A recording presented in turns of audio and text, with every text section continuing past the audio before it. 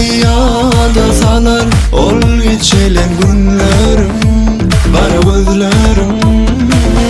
Meni yada salar ol diyen sözlerim. Seni yada salar bilece geçen günlerim. Meni yada salar diye söylerim.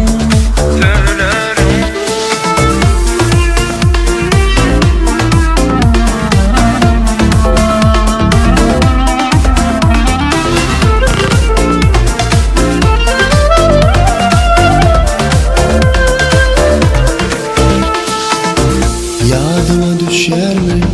Bileceksin ardı asmanı, geceler senin bile.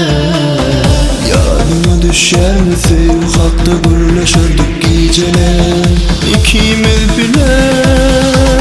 İnliyorlar ayrımı, sevgin sonumı. Düşünemek nene bilesim gelye. Sen yüreğim dondu mu? Ya da buzdu mu? Bilesim gelye. Seni yada salar ol geçelen günlerim, bara gözlerim. Beni yada salar ol diyen sözlerim. Seni yada salar bilece geçen günlerim. Beni yada salar diye söylerim.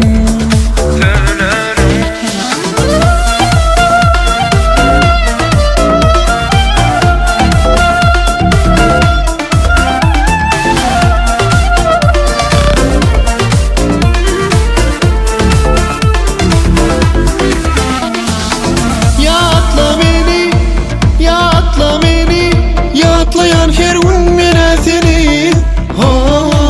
Yatla beni, yatla beni. Unutmak yeniden seni. Dolanırsın meydana, yönellimin sen için yok. Senin taşlap gidenin bilen seyretmen ölem.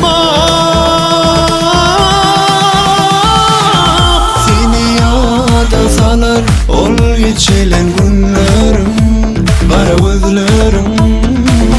Beni yada salar ol diyen sözlerim. Seni yada salar bilece geçen günlerim.